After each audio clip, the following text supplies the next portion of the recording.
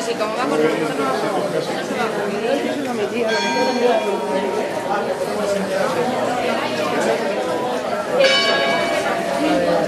del cierre, no va a hacer nada.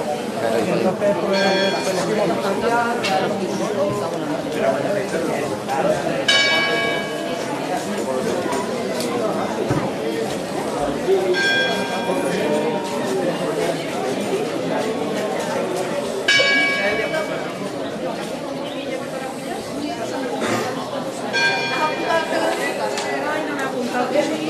¿Tú también al final?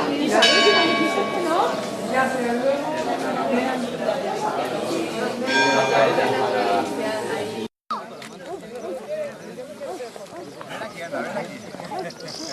¿Qué botón tengo que apretar, tío? Este, tío, tienes que dejarlo apretado. Ah, el del lateral. Joder, acaba de... Acopla, tío.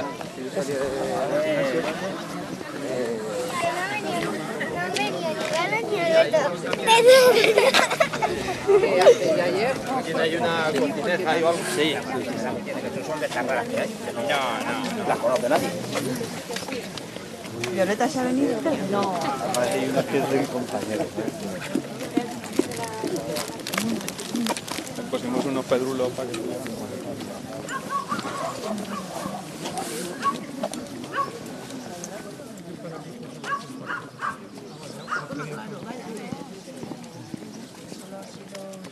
Solo que estaba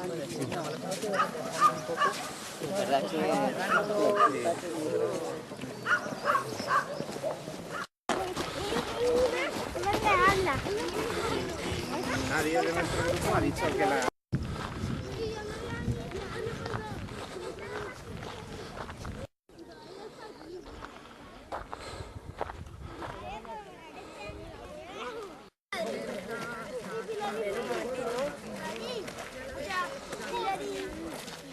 Joder, mira. No nos queda ni nada, no. Nos queda a nosotros.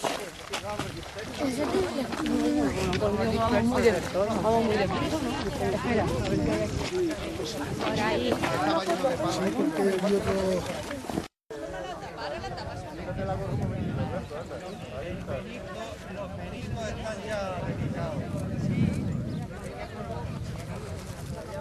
Florín, yo soy profesor de la Escuela de Caminos y soy el responsable del grupo de humedales de la Universidad de Castilla-La Mancha. Entonces vengo en sustitución de Rafa porque ha tenido un problema familiar y ha tenido que irse urgentemente a Málaga. Como estamos en el mismo grupo, él me lo pidió y no tengo ningún inconveniente. Entonces lo que tenemos aquí, voy a intentar hablar para... ¿Dónde están los chavales? ¿Se han escapado todos? Se han escapado muy rápido. Queda alguno por allí. Bueno, de todas formas iba a intentar hablar más para ellos que para los demás, para que sea... Entonces estamos en un paisaje, yo este punto me gusta menos, me gustaba casi más la rampa que hemos venido. Cuando estábamos subiendo ya por esa rampa entre el pueblo y la laguna, que está ya justo aquí abajo, se veía en el paisaje, que esto era una sierra, como hay tantas aquí ya en los montes de Ciudad Real, pero se veía una sierra que allí el fondo hacía como un agujero, ¿no? Es como si ya estuviese anticipando que ahí hay algo raro, ¿no? Entonces, ¿qué es lo que hay aquí de raro? Porque Montes de Toledo, pues sí, son estas sierras de piedra dura, ¿no? De cuarcita, que estos son originalmente son granos de arena que se depositaron en el mar y después, pues con el paso del tiempo, casi sin necesidad de ninguna metamorfización y demás, se fueron consolidando. Y entonces la cuarcita son arenas marinas, granos de cuarzo muy puros, con una matriz prácticamente con una argamasa nula, es todo cuarzo. Pero ¿cómo es posible que aquí aparezca un volcán? Bueno, pues porque en esta zona, en Campo de Calatrava, que es en la comarca donde nos encontramos, los Montes de Toledo tenían por debajo un gran foco de influencia volcánica. Este foco de influencia volcánica es uno de los principales de España. Está Rafa con nosotros. está Rafa aquí. Virtual. Entonces, La razón por la que aparecen los volcanes en este ámbito, en estas sierras, es muy sencilla. Seguro que las señoras sí, los señores no lo sé, los niños, ¿habéis visto alguna vez cocinar arroz blanco en casa o no? Habéis visto que primero se sofríe, ¿verdad? Y luego se le echa el agua, si se puede se le echa agua caliente. ¿Y qué pasa? ¿Qué pasa cuando el arroz ya hay sofrito calentito, le echas el agua? ¿Qué es lo que pasa? Que el primer agua que echas, aquello salta por todas partes, porque está muy caliente la olla, está más caliente de 100 grados que puede llegar el agua, y el agua está saltando por los aires, y por los aires se lleva también el arroz. Vale, pues este proceso es muy similar, pero multiplicado por muchas veces, por muchos grados, lo que ocurre con los volcanes en el campo de Calatrava. Estas sierras de cuarcita se ven allí, las lados, ¿verdad? Unos cortados que se erosionan muy difícilmente y por eso permanecen. Esas son las cuarcitas. Entonces son impermeables, porque es una roca, pero tienen una cualidad y es que se rompen muy fácilmente. Sí. Se rompen fácilmente, no se rompen con darle un golpe, se rompen con las fuerzas de la naturaleza, ¿no? Y con el arse y deshelarse, con la meteorización, por cada vez que llega el invierno y luego llega el verano y se calientan muchísimo, se van rompiendo. Y a través de todas las grietas de las cuarcitas va entrando el agua de la lluvia. Y entonces las cuarcitas no es un acuífero como el de Daimiel, que puedan tener mucha cantidad de agua, pero tienen una cantidad de agua, tienen agua que circula por estas grietas, y toda la red de grietas de las cuarcitas en realidad es como una red de tuberías. Unas tuberías más importantes, otras menos. ¿Alguien ha ido por el campo, por una carretera pequeña y no ha visto por aquí, por Montes de Toledo, no ha visto que de repente por en medio de la carretera parece que emana agua? Esto es una grieta, una de las fracturas o de las diaclasas que hay en las cuarcitas. Es muy frecuente. A mí me pareció espectacular la primera vez que lo vi, porque yo soy forastero, yo soy de Madrid. Cuando iba por una carretera de Cabañeros, de repente iba con mis hijos y digo, pero si está saliendo agua por en medio de la carretera, y no era una tubería rota, no era una tubería natural, no era una tubería artificial, era una tubería de estas, de cuarcita. Entonces, ¿qué pasa cuando en esta red de tuberías de agua de las cuarcitas aparece de repente este foco volcánico tan importante? ¿Qué pasa cuando se junta el arroz muy caliente, después de sofreírlo, con el agua que echamos, aunque la echemos caliente hirviendo, que salta por los aires? Pues esto es lo que ocurrió aquí. Lo que ocurrió es que la lava muy caliente que venía de abajo entró en contacto con el agua de las cuarcitas, con el acuífero, y se produjeron fenómenos explosivos, con una violencia brutal en algunos casos. En este caso, esta laguna, la laguna de la Posadilla o el cráter de Fuentillejo, es un cráter típicamente de explosión. ¿Esto qué quiere decir? Pues lo que quiere decir que aquí había todo un zócalo de cuarcitas que se continuaba desde allí por el borde aquel hasta aquella sierra de allí, y de repente por debajo, donde había agua acumulada, apareció la lava y explotó. Pero además es un cráter que no es un cráter típico de estos que vemos de los volcanes en las películas, que salió así para arriba y salió un cráter bonito, todo por igual, sino que salió un poco de lado. Entonces, aquella parte del zócalo, de la cubierta de cuarcitas, más o menos se mantuvo bien, y aquella zona, la zona más hacia el sur, digamos que sí que tiene un perfil más de cráter típico de las películas. Pero esta otra, que es hacia donde rompió, hacia donde explotó, no. Porque toda la explosión se canalizó hacia acá. De manera que todo esto está desmenuzado. Todas estas rocas cuarcitas que hay por aquí, que están machacadas, son precisamente restos de la explosión. Y todas las que nos hemos ido encontrando por allí. Y también nos vamos a encontrar bastantes piedras volcánicas, que les he ido enseñando algunas a los niños, y que hay por los cultivos hay bastante, que tienen un color más negro, más redondeadas, y que nos vamos a encontrar también pues que suelen tener en general un poco menos densidad, pesan menos, ¿vale? Entonces, este es más o menos el origen de la laguna de la Posadilla. Como particularidades, fuera del fenómeno volcánico que está empezado a explicar aquí, luego se seguía explicando en 2 paneles que están hacia arriba, pero que les han dado de tiros y se los han cargado. No sabemos quién ha sido el que se ha liado a tiros con ellos, pero nos podemos imaginar. Entonces,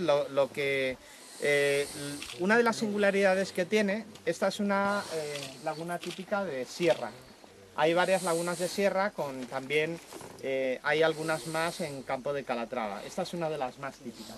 Pero además, desde el punto de vista de ecología acuática, que es a lo que nos dedicamos Álvaro y yo, tiene unas particularidades únicas. El agua de esta laguna es turbia, pero de una manera natural, no porque reciba ningún tipo de vertido. Pero además es turbia y no es turbia de color naranja como muchas lagunas de aquí de la zona, por las arcillas que hay alrededor. Es turbia de color lechoso. Eso es una singularidad única en España.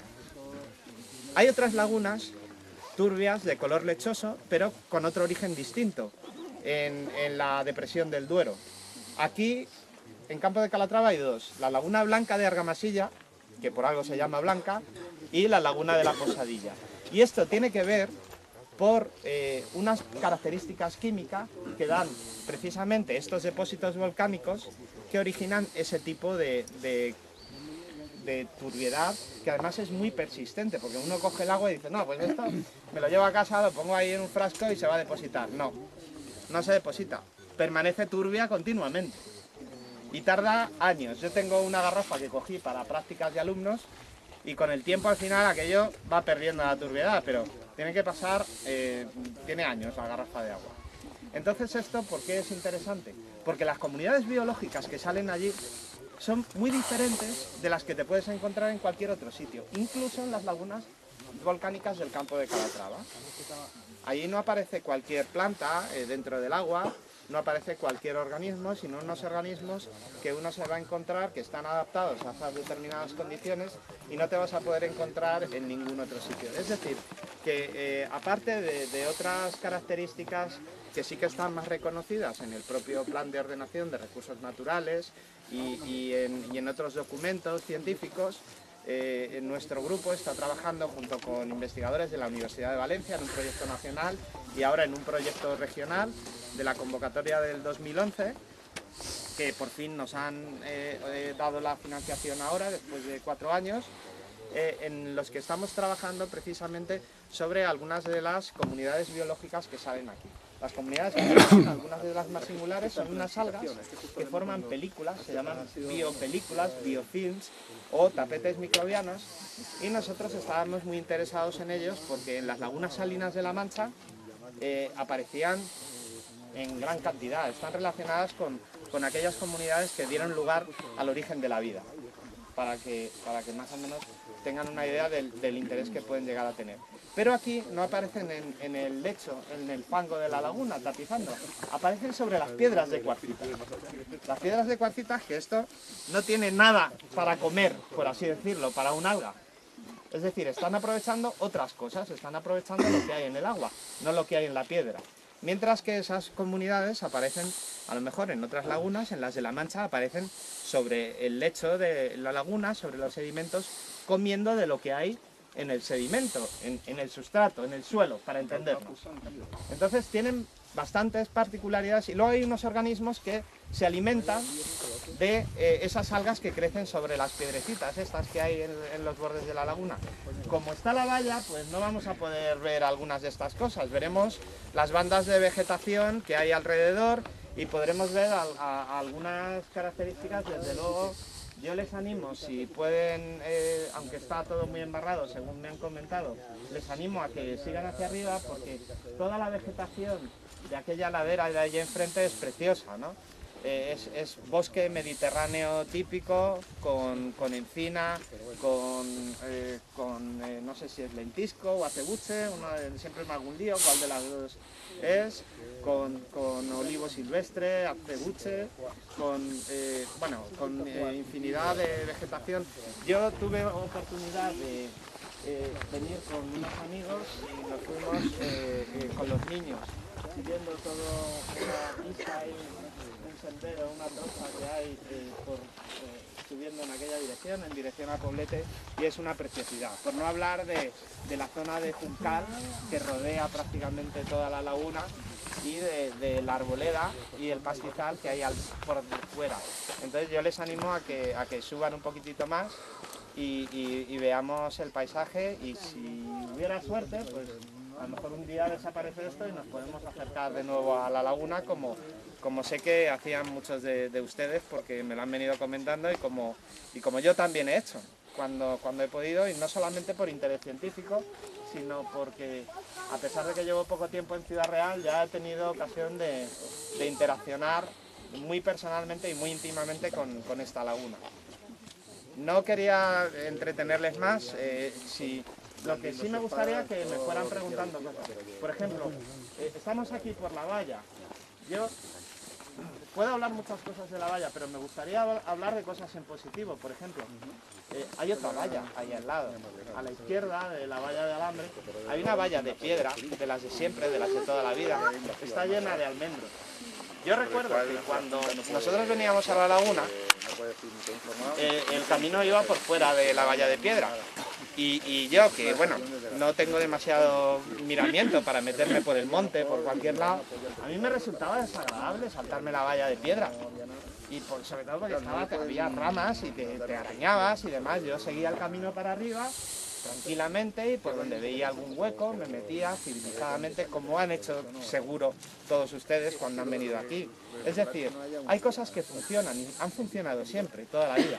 Las vallas de piedra, con los almendros por ahí en medio, con un montón de recursos originales que tiene la zona, funcionan, y no son necesarias estas aberraciones que luego tienen muchas implicaciones de todo tipo para la fauna y demás, ¿no? Entonces, me gustaría que disfrutáramos de todo lo que vamos a ir viendo, porque esto es una gozada, ver aquí este trozo de valla de piedra que se ha mantenido con los almendros ya que está empezando a salir la flor y demás, y todas las lindes de los campos, que por cierto es otra cosa que se ha perdido en parte al hacer tienen en la autorización del vallado, pues les exigen, cosa que no han cumplido afortunadamente aquí, les exigen que haya 3 caminos, 3 metros de camino para seguimiento perimetral de la valla, que aquí lo están haciendo por dentro, y por cierto eso no está autorizado, por lo menos no con la frecuencia que lo usan. Pero lo cierto es que debería existir y no lo han. Una de las especies que por la que precisamente se declaró aquí el monumento natural era el sisón.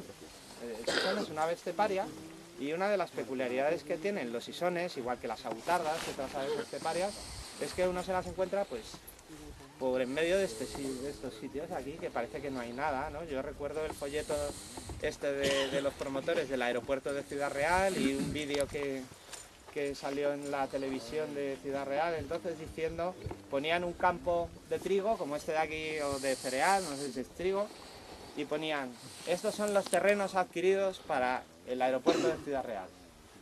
Luego ponía otra imagen, igual, pero visto desde otro lado. No hay árboles, no hay bosques. Otra imagen. No hay especies protegidas. Ahí ya se colaron un poco, pero bueno.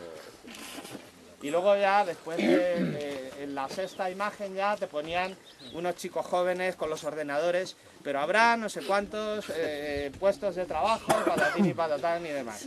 Bueno, pues estos sitios sí que hay especies protegidas, y no tiene que haber árboles. No tiene que haber árboles porque precisamente el sisón, la butarda, aprovechan algunos recursos que están por aquí. Por ejemplo, ¿qué pasa en un campo de cereal? En los bordes del campo de cereal, que no se hará, porque hay unas lindes. Había unas lindes. Esas lindes tenían unas características determinadas. Crecían plantas leguminosas, plantas de bordes, de caminos y demás. Y de ahí comen. Pero además, aquí, no por este olivar que está más cercano, pero sí por otros olivares, en realidad lo que tenemos es un mosaico de paisaje, y no solamente hay un campo de cereal. El campo de Calatrava no es todo un campo de cereal, es un mosaico de campos de terrenos de caza, de pastos, de ganadería, de dehesas, de monte. Y entonces en este tipo de ambientes las aves esteparias encuentran muchos recursos juntos. Por ejemplo, en el caso de la butarda, ellos tienen un cortejo, los machos hacen la rueda ahí, en el mes más inoportuno. En pleno mes de enero, por ahí diciembre, cuando empieza ahí el invierno y las heladas, ¿de dónde van a sacar los machos energía para ir a ligar? Pues de las aceitunas. Entonces, ¿tiene que ver las abutardas con los cereales? Sí, pero no en invierno. En invierno necesitan aceitunas. ¿Por qué? Porque le dan mucha energía. Y entonces los machos hacen el cortejo y ya consiguen aparearse los que hacen el mejor cortejo, con cuantas más hembras mejor, y requieren campos de cereales, pero también requieren aceitunas. ¿Y por qué requieren los campos de cereales? Porque ellos se juntan, y por esto campo de Calatrava es muy importante, requieren de atalayas donde a los machos se los vea bien hacerlo, a las cosas estas que hacen, que esto es como en las discotecas cuando vamos ahora, que ponen ahí a un chico y a una chica que están bastante bien, ¿verdad? Y los ponen ahí como subidos en una terracita y se ponen ahí a bailar, ¿verdad? Están haciendo eso mismo que hacen las abutardas. Los machos de las abutardas están atrayendo a las hembras para luego lo que es el apareamiento y demás. Pero cuando ya por fin se queda todo decidido de quién ha ligado con quién, entonces se dispersa toda la población de abutardas. Y entonces aprovechan los campos de cereales, se siguen alimentando en las lindes y demás. Que las lindes en invierno no tienen comida, las empiezan a tener en primavera después. Cuando las leguminosas, las judías que salen por aquí, de las varias especies, yo no sé cuál es el nombre vulgar, me sé solamente, pero son como judías, ¿no? ¿Vale? Y se las van encontrando. Y a veces también algún cultivo, que por cierto se han perdido, que aquí lo llamaban altramuces, pero no son altramuces, no son los altramuces de los frutos estos de las variantes, sino que debe ser como lo de las gachas. Yo creo que eso. Pues se han perdido en parte y se alimentaban también de esto. Pero sobre todo hay una parte importante, y es que en las zonas de lindes que se dejaban antes tan estupendas, y que aquí pues ya ven que por el camino no se están dejando, por ejemplo, como aquello, el agricultor metía menos el arado, pues a lo mejor me lo había dicho, pero no me acordaba exactamente de qué era la búsqueda.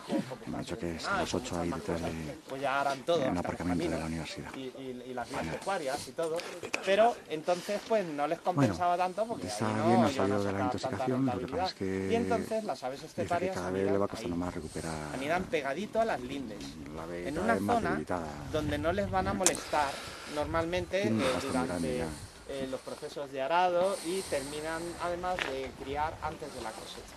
Entonces hay otros aspectos de lo que vamos a ver, como son las lindes, como son las plantitas, que aquí por ejemplo a lo mejor pues no tenemos cultivos estos de los altramuces, estos que me habían dicho a mí en Poblete, que no sabía lo que era hasta que me enteré un poco, pero tenemos bastante retama. La retama es una leguminosa también, y evidentemente el sisón y otras especies de estas también encuentran ahí bastante acomodo.